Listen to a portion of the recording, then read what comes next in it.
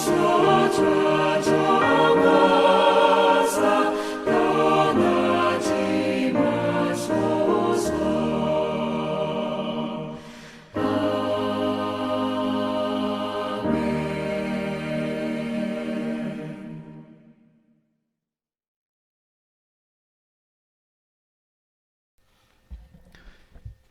목요일 새벽기도 나오신 성도님들을 예수님으로 환영하고 축복합니다. 오늘 하나님 말씀은 산당을 제거하지 아니하였으므로 라는 제목으로 열왕기하 15장 32절부터 38절 말씀을 전하도록 하겠습니다. 이스라엘의 왕 르말랴의 아들 베가 제2년에 유다왕 우시아의 아들 요담이 왕이 되니 나이가 25세라. 예루살렘에서 16년간 다스리니라. 그의 어머니의 이름은 여루사라 사독의 딸이었더라. 요담이 그의 아버지 우시아의 모든 행위대로 여호와께서 보시기에 정직히 행하였으나 오직 산당을 제거하지 아니하였으므로 백성이 여전히 그 산당에서 제사를 드리며 분향하였더라. 요담이 여호와의 성전의 윗문을 건축하니라.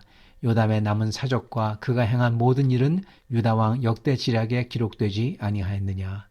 그때 여호와께서 비로소 아람왕 르신과 르말랴의 아들 베가를 보내어 유다를 치게 하셨더라.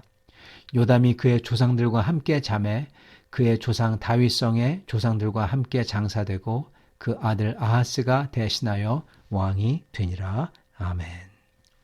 요담 왕은 아버지 우시아가 직접 여호와께 분향하려다가 나병이 발병하는 그 징벌을 당하자 자기는 아예 그 성전에 들어가서 제사드리지 않습니다. 그러면서 주님을 예배합니다. 그리고는 아버지 우시아가 지은 죄악을 자기는 반복해서 짓지 않고자 해서 하나님께서 보시기에 정직히 행했다고 합니다. 역대하 27장에 따르면 그 당시 아수르의 세력이 커지고 그리고 국제 정세가 굉장히 이렇게 혼란해지자 요담 왕은 이것을 대비하기 위해서 수도를 요새화하고 그리고 대규모 건축 사업을 펼쳐서 성전 윗문을 건축하고 성벽을 증축하고 유다의 많은 성읍과 요새들을 건축합니다. 그리고 심지어 암몬과의 전쟁에서 승리해서 그들의 조공까지 받습니다. 즉 요담이 하나님 앞에서 바른 길을 걸었기 때문에 하나님께서 정치적으로 경제적으로 주님의 축복을 하신 거죠. 그런데 오늘 말씀을 보면은 그가 그렇게 정직히 행했지만 그는 산당을 제거하지 아니하였으므로 라는 말씀이 나옵니다. 그러므로 그 결과가 뒤따랐다는 것입니다. 그렇게 산당을 제거하지 않았기에 사람들이 그곳에서 제사를 지내는 그러한 악행이 계속해서 지속됩니다. 이거는 우상 숭배가 아니라 거기서 하나님을 예배한 거죠. 그래서 많은 사람들은 산당에서 하나님께 예배하는 게 뭐가 잘못됐냐, 굳이 그게 나쁘다고 할 게 뭐가 있냐, 그렇게 말을 하고 생각하실 수가 있겠습니다. 그러나 첫 번째, 주님은 분명히 주님께서 지정한 곳에서만 예배드리라고 명하셨습니다. 광야에서도 모세가 인도했던 광야에서도 자기 각 텐트에서 아니면 자기 마음대로 예배드린 게 아니라 언약의 장소에서 예배를 드려야만 했었습니다. 그리고 성전이 지어진 이후에는 성전에서만 예배를 드리라고 주님께서 말씀하셨습니다. 여러 곳에서 사람들이 이 예배를 드리죠. 이곳저곳 산당에서. 그랬을 때 가만히 보면은 어떻게 하면요, 반드시 산세가 좋은 곳, 큰 나무 아래에서 이렇게 합니다. 즉 이게 무슨 얘기입니까? 산의 정기, 큰 나무의 정기, 이겁니다. 즉 혼합 종교로 가고 있는 것입니다. 이거는 모세의 언약의 장소와 성전의 예배와 완전히 달라요. 모세의 언약의 장소와 다윗의 성전 예배는요, 이게 어떻게 되느냐, 중심이 뭐냐, 하나님 중심이에요. 즉 주님의 언약대로, 즉 주님이 분명히 기록하고 법을 세운 그 말씀대로 그대로 예배하며 주님을 만나고 경배하는 겁니다. 즉 주님의 기준과 스탠다드와 모든 거에 우리 자신의 그러한 영적인 감성, 감정, 그거를 맞추는 거예요. 반대가 아닙니다. 그러나 산당들은 반대예요. 산당들은 혼합 종교가 아니더라도, 혼합 종교로 가지 않는다고 하더라도 결국 가서 뭘 추구하냐? 영험함을 추구해요. 영험함. 즉 이게 무슨 뜻이냐? 우리의 감정과 감성과 우리가 보기 원하는 신적인 요소들에다가 하나님을 때려 맞추는 겁니다. 여러분, 이거는 우상 신앙입니다. 영험함은 결국 인간이 원하는 신적 모습을 추구하는 거예요. 반면에 말씀은 주님이 주신 거고 분명하게 명시된 거고 언약과 하나님의 뜻 안에서 주님을 만나는 겁니다. 그 틀 안에서. 영험함은 반대로 소위 사람들이 이렇게 얘기하죠. 주님이 원하시는 대로 자유롭게 마음껏 주님이 원하시는 거 아무거나 하실 수 있습니다. 그렇게 말은 하지만 그건 주님이 원하시는 대로가 아닙니다. 왜? 주님이 원하시는 거는 이미 기록을 해놓으셨어요. 말씀에 기록하고 그리고 모세를 통해서 아브라함을 통해 다윗을 통해서 주셨어요. 그게 아니라 내가 주님은 더 할 수가 있습니다. 아니요. 그거는 우상을 따라가는 겁니다. 이방신앙 따라가는 겁니다. 주님이 원하시는 것은 말씀에 기록하셨고 언약을 주셨고 명령을 하셨습니다. 그리고 우리 예수님께서 분명히 다 가르쳐 주셨어요. 그리고 사도들이 가르쳐 주셨고 그런데 그거는 부정하고 주님이 원하시는 대로 역사하십시오. 이렇게 말하는 것. 즉 내가 보고 싶은 대로 역사할 때까지 나는 그거 갖다 추구하겠습니다. 그 뜻입니다. 이런 영험함의 추구는 자기 영적 욕망의 투영이며 그러므로 이것은 자기 욕망대로 원함대로 자기가 원하는 대로 자기의 형상대로 하나님을 만드는 겁니다. 즉 우상신앙인 것입니다. 이게 많은 사람들은 요담도 포함해서 작고 사소한 죄라고 생각했던 것입니다. 그러나 요담은 이게 하나님이 금한 것인 줄 알아요. 자기 생각에는 가볍고 아무것도 아닌 죄라 할지라도 그것을 저희는 분명히 죄인 줄 알면은 주님의 뜻이 아닌 줄 알면은 그걸 가볍게 여겨서는 안 됩니다. 왜냐하면은 그 끝이 안 좋기 때문에 그렇습니다. 결국 이 산당들이 어떠한 역할을 하냐? 요담의 아들에게는 걸림돌이 되고야 맙니다. 요담은 이 산당들을 그냥 허용한 차원이라면 그것을 보고 자란 아들은 그것이 아주 영험하다고 생각하는 거예요.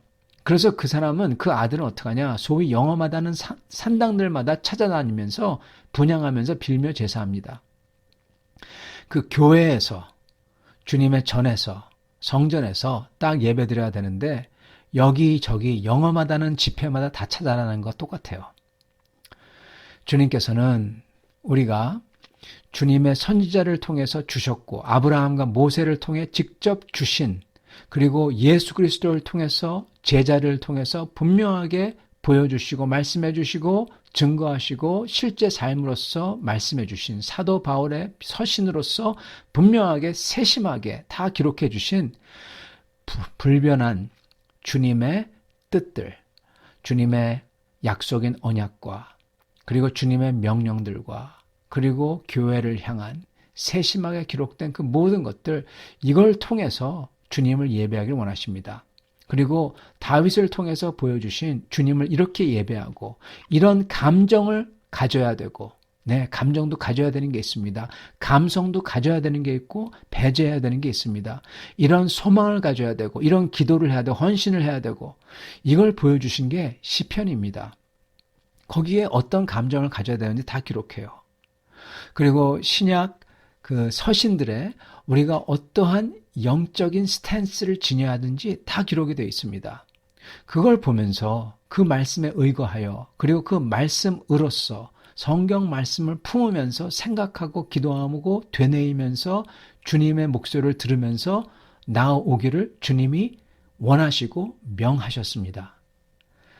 그러나 요담의 아들 때에서는 그리고 어쩌면 현재에도 많은 사람들이 영험하다는 것들, 그것들을 쫓아다닙니다.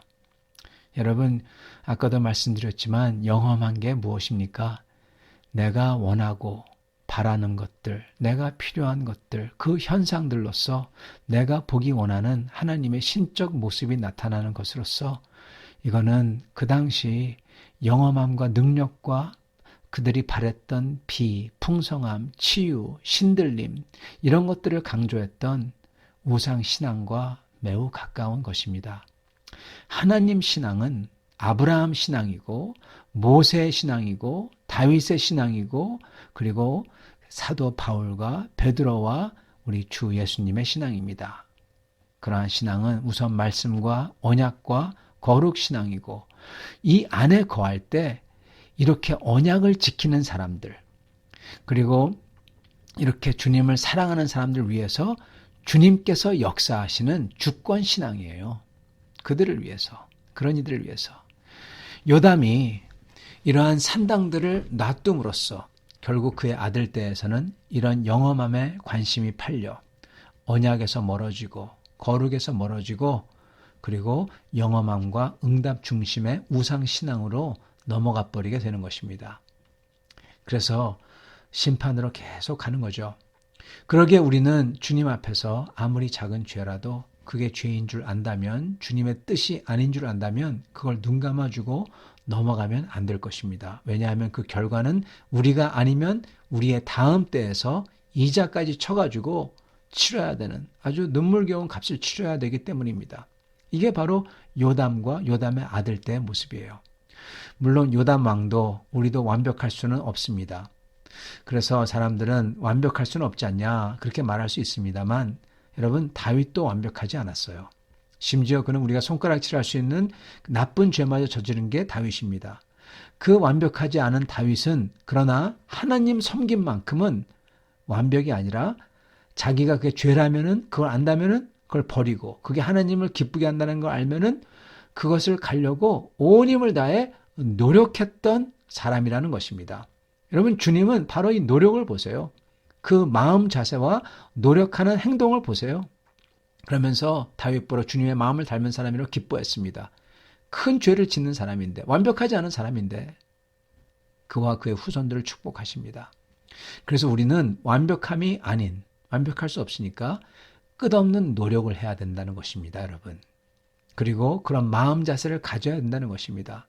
수많은 크리스찬들은 이 마음 자세를 가지지 않습니다. 노력을 하기를 포기해버립니다. 여러분, 그러는 순간 우리는 우상신앙으로 빠져들어가기가 쉬운 것입니다. 우리가 계속 주님을 향하여 앞으로 나아가는 노력을 하지 않을 때 우리는 뒤로 제쳐지고 미끄러져서 구렁텅이로 떨어지는 것입니다. 우리의 영적 인생은 우리가 숨을 거둘 때까지입니다.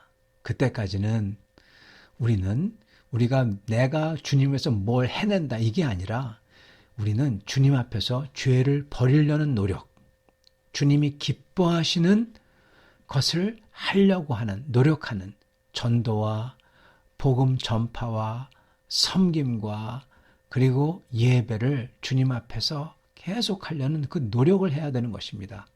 그리고 그것을 하려면은 성도는 말씀 앞에서 자기 자신을 보며 죄를 끊어내며 그러한 영적인 민감함을 가져야 되는 것입니다. 그럴 때 우리는 요담의 안타까운 실수를 저지르지 않고 다윗 같은 삶을 살 수 있을 것입니다. 이렇게 하시는 우리가 다 되실 수 있기를 간절히 축원합니다. 같이 기도하겠습니다.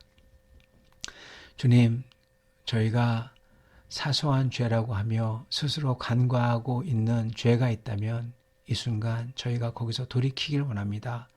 주님, 저희가 그냥 노력함 없이 그냥 주님을 안다고 생각하고 내 마음대로 내 편한 대로 살고자 했다면 이 시간 거기서 돌이켜 주님을 더욱더 알려고 하고 주님을 기쁘게 하려고 했던 다윗 같은 자세로서 살기 원합니다.